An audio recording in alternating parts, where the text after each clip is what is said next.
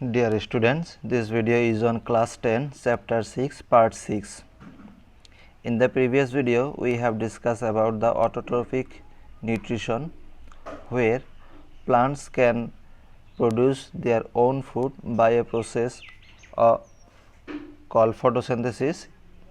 by using some raw materials like carbon dioxide and water in the presence of sunlight and chlorophyll. So in this video we will discuss about the heterotrophic nutrition. So this type of nutrition is the nutrition in which organism takes food from other organism. So let us start.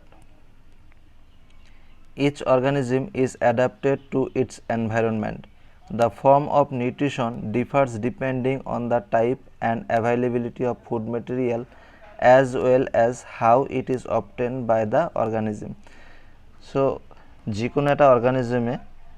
Food material লোৱাৰ যেটো পদ্ধতি বা নিউট্ৰিশন process এটো depend কৰিব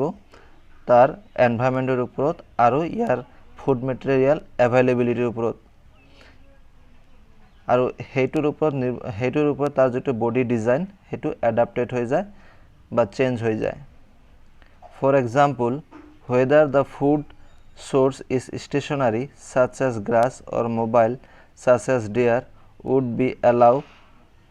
allow for differences in how the food is accessed and what is the nutritive apparatus used by a cow and a lion. গতিকে আমি এটা example যদি এটা চাও যে যদি ফুড মেটেরিয়ালটো যদি স্টেশনারি থাকে স্টেশনারি মানে যেটো সোর্স অফ এনার্জি লৰচৰ কৰিব নোৱাৰে যেনেকে গ্ৰাছ আৰু গ্ৰাছ যদি সোৰ্স অফ ফুড হয় গতে ইয়াক জনে গ্ৰহণ কৰিব তাৰ যেটো বডি ডিজাইন হেতু তেনেকা ধৰণেৰে ডেভেলপ হ'ব যাতে হি ইজিলি গ্ৰাছৰ ওচৰত যাব পাৰে আৰু গ্ৰহণ কৰিব পাৰে অৰ মোবাইল মানে হৈছে যেটো মুভমেন্ট কৰে যেনেকে ডিয়ার যদি সোর্স অফ ফুড হয় এটু সোর্স অফ ফুড হবো লায়নের কারণে বা টাইগারের কারণে যে কি হবো ডিয়ার এটা সোর্স অফ ফুড হবো গতিকে তার কারণে লায়নৰ বা টাইগাৰৰ যেটো বডি ডিজাইন তেনেকা ধৰণে এডাপ্টেড হবো যাৰ ফলত কি কৰিব পাৰে টাইগাৰ বা লায়নে খুব স্পিড দৌৰিব পাৰে যেহেতু হিহতৰ কি হয় সোৰ্স অফ ফুডটো কি হয় মুভিং হয় বা মোবাইল হয় যেনেদৰে গৰু বা ছাগলী হিহতৰ মুখৰ বা যেটো দাঁত আছে দাঁতটো এনেকা ধৰণৰ দাঁত যে হিহতে ইজিলি গ্ৰাছটো কি কৰিব গ্ৰেপছ কৰিব পাৰে গতি এনেকৈ কি হয় প্ৰত্যেকটো অৰ্গানিজমৰ কি হয় বডি ডিজাইনটো চেঞ্জ হয় according to their food sources There is a range of strategies by which the food is taken in and used by the organism. তো প্রত্যেকটো জীবৰে কি থাকে বেলেগ বেলেগ স্ট্র্যাটেজি থাকে বেলেগ বেলেগ পদ্ধতি থাকে Some organisms break down the food material outside the body and then absorb it. কিছুমান অর্গানিজম আছে কি কৰে তাৰ বডিৰ বাহিৰতে কি কৰে তাৰ যেটো ফুড মেটেৰিয়াল আছে হেবিলাক ব্ৰেক ডাউন কৰে ডাইজেস্ট কৰে তাৰ পিছত এবজৰ্ব কৰে আৰু এটো কিন্তু কিছুমান এনজাইমৰ দ্বাৰা হে সম্ভৱ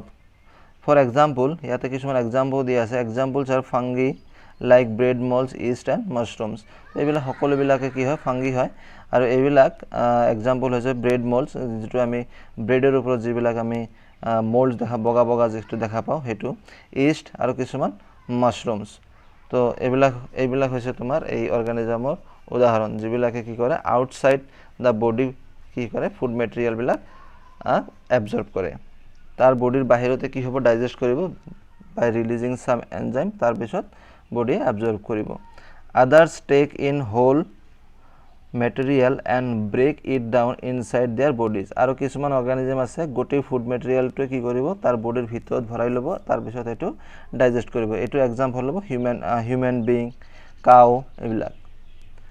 What can be taken in and broken down depends on the body design and functioning. গতিকে এটা অৰ্গানিজমে কেনেকা ধৰণৰ ফুড মেটেৰিয়াল গ্ৰহণ কৰিব আৰু এটো কেনেকে ব্ৰোকেন ডাউন কৰিব এটো ডিপেন্ড কৰিব তাৰ বডি ডিজাইনৰ ওপৰত Some other organisms derive nutrition from plants or animals without killing them কিছুমান প্ৰাণী আছে যিবিলাকে কি কৰে বেলেগ প্লান্টছ আৰু এনিমেলছৰ পৰা খাদ্য গ্ৰহণ কৰিব ফুড মেটেৰিয়েল গ্ৰহণ কৰিব কিন্তু সেই এনিমেলছ বা প্লান্টছৰ কিন্তু কোনো ধৰণৰ ক্ষতি নহয় বা বিশেষ এটা ক্ষতি নহয় তেনেকুৱা এনিমেলছক কোৱা হয় প্যাৰাসাইটিক এনিমেল বা প্যাৰাসাইটস বুলিও কোৱা হয় This parasitic nutritive strategy is used by a wide variety of organisms like Cascota, যাক আমি আমারবেল বুলিও কওঁ, orchids, ticks, lice, leeches and tapeworms. তো এইবিলাক হৈছে বহুত ইম্পৰ্টেণ্ট হয় এইবিলাক এক্সাম্পল অফ প্যাৰাসাইটিক এনিমেলছ অৰ প্যাৰাসাইটস তো তাৰ ভিতৰত এটা হৈছে কাস্কোটা কাস্কোটা মানে হৈছে আমি যে কিছুমান বগৰী গছত কিছুমান লতা টাইপৰ এটা গছ দেখা পাওঁ যাৰ কালাৰটো হৈছে ইয়েলো গ্ৰীণ ইয়েলো সেইবিলাক বগৰী গছ বা অন্যান্য যিকোনো গছত হ'ব পাৰে সেইবিলাক কি কৰে সেই বগৰী গছৰ পৰা কিছুমান খাদ্য ফুড মেটেৰিয়েলছ গ্ৰহণ কৰে বগৰী গছৰ কিন্তু খুব এটা ক্ষতি নহয় তাৰে আৰু এটা এক্সাম্পল হৈছে অৰ্কিডছৰ এনেকুৱা এটা প্লান্টছ হয় তাৰপিছত টিক্স মানে হৈছে যে কিছুমান যে পাতল চেপেটা কিছুমান পোক আছে যিবিলাকে যে পালেঙৰ তলত থাকে বা বিছনাত থাকে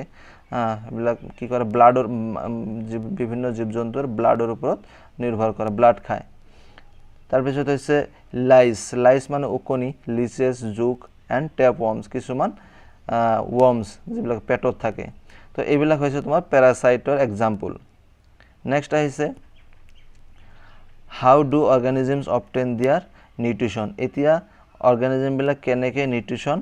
গ্ৰহণ কৰে কেনেকৈ খাদ্যবস্তু গ্ৰহণ কৰে তো তাৰে ভিতৰত এক নম্বৰটো very very important so nutrition in amoeba so এইটো বহুত ইম্পৰ্টেণ্ট হয় তো amoeba is a single cell animal organism so এইটোৱে কি কৰে ফুড মেটেৰিয়েলটো ভিতৰত সোমাই লয় by producing some pseudopodias some false feet তাৰপিছত এই ফুড মেটেৰিয়েলটো ভিতৰত সোমাই যায় আৰু এইটো ফুড ভেহিকুলৰ ভিতৰত সোমাই যায় এইটো ডাইজেষ্ট কৰাৰ পিছত গোটেই বডি সাইটোপ্লাজম এইটো ফুড মেটেৰিয়েলখিনি এবজৰ্ব কৰিলে আৰু বাকিখিনি কি কৰি দিয়ে ইজেষ্ট কৰি দিয়ে তো কেনেকৈ ইয়াৰ প্ৰচেছটো ষ্টেপ বাই ষ্টেপ ইয়াতে লিখা আছে আমি অলপ পিছত চাই আছোঁ কিন্তু এই ডায়েগ্ৰামটো কিন্তু বহুত ইম্পৰ্টেণ্ট হয় including year explanation since the food and the way it is obtained differ the digestive system is different in various organisms তো যেহেতু ফুড মেটেৰিয়েল গ্ৰহণ কৰাৰ পদ্ধতিটো বেলেগ বেলেগ হয় ঠিক একেদৰে ডাইজেষ্টিভ সিস্টেমবিলাকো কি কৰে বিভিন্ন অৰ্গানিজমৰ বেলেগ বেলেগ হয় in single cell organism the food may be taken in by the entire surface তো সিঙ্গল সেল অৰ্গানিজমে কি কৰে তাৰ গোটেই সাৰফেসটোৰ দ্বাৰা কি কৰিব পাৰে ফুড মেটেৰিয়েল এবজৰ্ব কৰিব পাৰে তাৰ ভিতৰ লৈ যাব পাৰে for example amoeba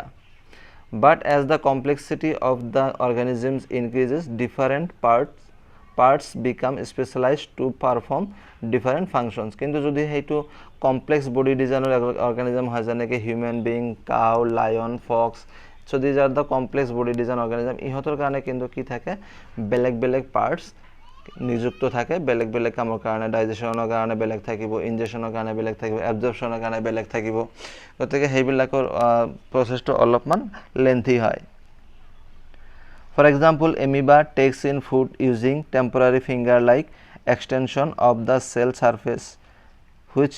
which fuse over the food particles forming a food vacuole so এইটো হৈছে এমিবাৰ যেটো নিউট্ৰিশ্যন প্ৰসেস গতে ইয়াৰ পৰা আমি স্টাৰ্ট কৰিব লাগিব জোৰ পৰা মই হাইলাইট কৰি দিছো প্ৰথমতে কি কৰিব এমিবা ফুড মেটেৰিয়েলটো কি কৰিব ভিতৰলৈ সোমাই ল'ব আৰু এইটো কেনেকৈ ল'ব বাই প্ৰডিউচিং pseudopodia কি টেম্পৰাৰী ফিংগাৰ লাইক এক্সটেনশ্যন তাৰ পিছত কি কৰিব এটো ফুড ভেহিকুলৰ মাজত ভৰাই ল'ব আৰু কি কৰিব inside the food vacuole complex substances are broken down into simpler ones which then diffuses into the cytoplasm তাৰ পিছত এই ফুড ভেহিকুলে কিছুমান এনজাইম ৰিলিজ কৰিব যাৰ ফলত এই ফুড মেটেৰিয়েলটো কি হ'ব ডাইজেশ্যন হ'ব সিম্পলাৰ সাবস্টেন্সলৈ কনভাৰ্ট হ'ব তাৰ পিছত তাৰ বডিয়ে এটো সাইটোপ্লাজমে এবজৰ্ব কৰি ল'ব so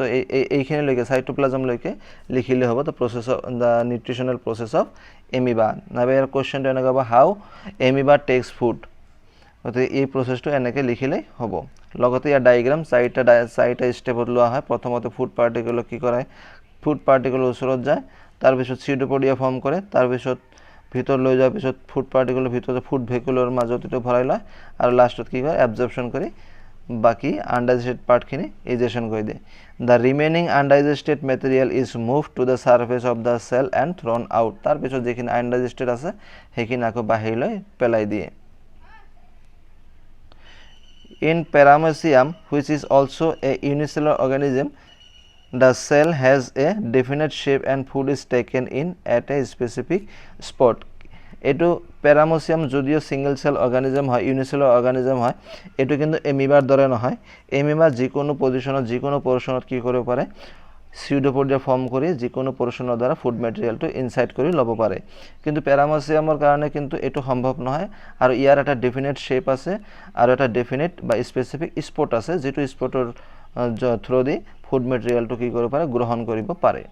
food is moved to the spot by the movement of cilia which cover the entire surface of the cell আৰু এই ফুড ম্যাটেৰিয়েলটো হেই স্পট এটা স্পেসিফিক স্পট লৈ ট্ৰান্সফাৰ কৰিবলৈ সিলিয়া নামৰ কিছুমান প্ৰজেকশন আছে তাৰ বডিত গোটেই বডিটোতে কি কৰে আগৰি আছে হেই সিলিয়াবিলাক ইউজ কৰা হয় আৰু হেনেকৈ প্যাৰামোসিয়ামে কি কৰে ফুড ম্যাটেৰিয়েল এবজৰ্ব কৰিব পাৰে আনলাইক দা এমিবা